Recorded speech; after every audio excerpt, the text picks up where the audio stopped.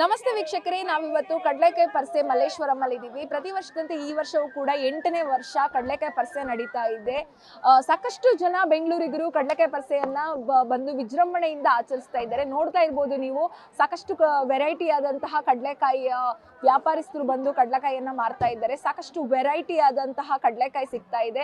ಮಾರ್ಕೆಟ್ಗಿಂತ ಹೆಚ್ಚಿನ ವೆರೈಟಿಗಳನ್ನ ಇಲ್ಲಿ ಕಾಣ್ಬೋದಾಗಿದೆ. ಕಡಲೆಕಾಯಿ ಜೊತೆಗೆ ಸಾಕಷ್ಟು ವ್ಯಾಪಾರಿಗಳು ಬೇರೆ ಬೇರೆ ರೀತಿಯ ಮಕ್ಕಳ ಆಟಿಕೆಗಳಿರ್ಬೋದು ಅಥವಾ ಮನೆಗೆ ಬೇಕಾಗುವಂತಹ ಕೆಲವೊಂದು ಸಾಮಗ್ರಿಗಳಿರ್ಬೋದು, ಪ್ರತಿಯೊಂದನ್ನು ಕೂಡ ಇಲ್ಲಿ ವ್ಯಾಪಾರಸ್ಥರು ವ್ಯಾಪಾರ ಮಾಡ್ತಾ ಇದ್ದಾರೆ. ಹಾಗೆ ಇವತ್ತು ಮುಖ್ಯವಾಗಿ ಭಾನುವಾರ ಆಗಿರೋದ್ರಿಂದ ಎಲ್ಲ ರಜೆ ಇರೋ ಕಾರಣದಿಂದ ಸಾಕಷ್ಟು ಜನ ಫ್ಯಾಮಿಲಿ ಸಮೇತವಾಗಿ ಬಂದು ಬೆಂಗಳೂರಿಗರು ಸಾಕಷ್ಟು ಒಂದು ರೀತಿ ಜಾತ್ರೆ ಎನ್ನುವ ರೀತಿಯಲ್ಲೇ ಇದನ್ನ ವಿಜೃಂಭಣೆಯಿಂದ ನೋಡ್ತಾ ಇದ್ದಾರೆ.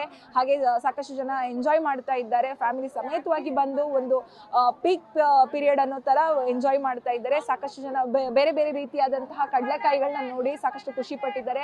ಹಾಗೆ ಕಡಲೆಕಾಯಿ ವ್ಯಾಪಾರಸ್ಥರು ಅಷ್ಟೇ ಬಡವರ ಬಾದಾಮಿ ಆಗಿರೋದ್ರಿಂದ ಇಂತಹ ಒಂದು ಪರ್ಸೆ ನಡೀತಾ ಇರೋದ್ರಿಂದ, ಕಡಲೆಕಾಯಿಗೆ ಇಂಥದ್ದೊಂದು ಜಾತ್ರೆ ನಡೀತಾ ಇರೋದ್ರಿಂದ ವ್ಯಾಪಾರಿಗಳು ಕೂಡ ಬೇರೆ ಬೇರೆ ರೀತಿಯಾಗಿ ಅದ್ರ ವ್ಯಾಪಾರವನ್ನ ನಡೆಸಬಹುದು, ಬೇರೆ ಬೇರೆ ರೀತಿಯಾಗಿ ಬೆಲೆಗಳನ್ನ ನೀಡಿ ಒಂದು ಲಾಭವನ್ನ ಪಡಿಬಹುದಾಗಿದೆ ಅನ್ನೋದು ವ್ಯಾಪಾರಿಗರು ಕೂಡ ಹೇಳ್ತಾ ಇದ್ದಾರೆ. ಬೇರೆ ಬೇರೆ ರೀತಿಯಾದಂತಹ ವ್ಯಾಪಾರಸ್ಥರು ಕೂಡ ಇಲ್ಲಿರೋದ್ರಿಂದ ಎಲ್ಲಾ ರೀತಿಯ ಏನು ಸಾಮಗ್ರಿಗಳು ಕಡಲೆಕಾಯಿ ಪರ್ಸೆಯಲ್ಲಿ ಸಿಗ್ತಾ ಇದೆ. ಜನನು ಕೂಡ ಹಾಗೆ ಸಾಕಷ್ಟು ಮುಗಿಲು ಬಿದ್ದು ಜನ ಇದನ್ನ ಪರ್ಚೇಸ್ ಮಾಡ್ತಾ ಇದ್ದಾರೆ. ಹಾಗೆ ಜನ ಇದನ್ನ ನೋಡ್ತಾ ಇದ್ದಾರೆ.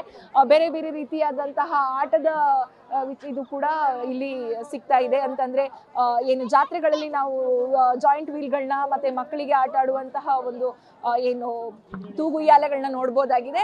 ಅದು ಇಲ್ಲಿ ಕಡಲೆಕಾಯಿ ಪರ್ಸೆಯಲ್ಲಿ ಇರೋದ್ರಿಂದ ಬೆಂಗಳೂರಿಗರು ಸೇಮ್ ಹಳ್ಳಿ ವಾತಾವರಣ ಮಲ್ಲೇಶ್ವರಮಲ್ಲಿ ಸೃಷ್ಟಿಯಾಗಿದೆ. ಬೇರೆ ಬೇರೆ ರೀತಿಯಾದಂತಹ ಏನು ವಿಶೇಷವಾದಂತಹ ಕಾರ್ಯಕ್ರಮಗಳು ಕೂಡ ಇಲ್ಲಿ ನಡೀತಾ ಇದ್ದು ಜನ ಸಾಕಷ್ಟು ವಿಜೃಂಭಣೆಯಿಂದ ಖುಷಿಯಿಂದ ಎಂಜಾಯ್ ಮಾಡ್ತಾ ಇದ್ದಾರೆ. ನೀವು ನೋಡ್ತಾ ಇರ್ಬೋದು, ಜನ ಮುಗಿ ಬಿದ್ದು ಇದನ್ನ ಯಾವ ರೀತಿಯಾಗಿ ಕಡಲೆಕಾಯಿ ಪರ್ಸೆಯನ್ನ ಆಚರಿಸ್ತಾ ಇದ್ದಾರೆ. ರೈತರಿಗೆ ಇದು ಒಂದು ಹಬ್ಬ ಅಂತಾನೆ ಹೇಳ್ಬೋದು. ಕೆಲವೊಂದು ಊರಿನವರು ಕಡಲೆಕಾಯಿ ದೂರ ಊರಿನಿಂದ ಕಡಲೆಕಾಯಿ ವ್ಯಾಪಾರಿಗಳು ಬಂದು ಕಡಲೆಕಾಯಿಯನ್ನ ಮಾರ್ತಾ ಇದ್ದಾರೆ. ಇದಾಗಿತ್ತು ಇವತ್ತಿನ ವಿಶೇಷ ಸ್ಟೋರಿ. ನೋಡ್ತಾ ಇರಿ ಗ್ಯಾರಂಟಿ ನ್ಯೂಸ್. ಗ್ಯಾರಂಟಿ ನ್ಯೂಸ್, ಸುದ್ದಿ ಖಚಿತ, ನ್ಯಾಯ ನಿಶ್ಚಿತ.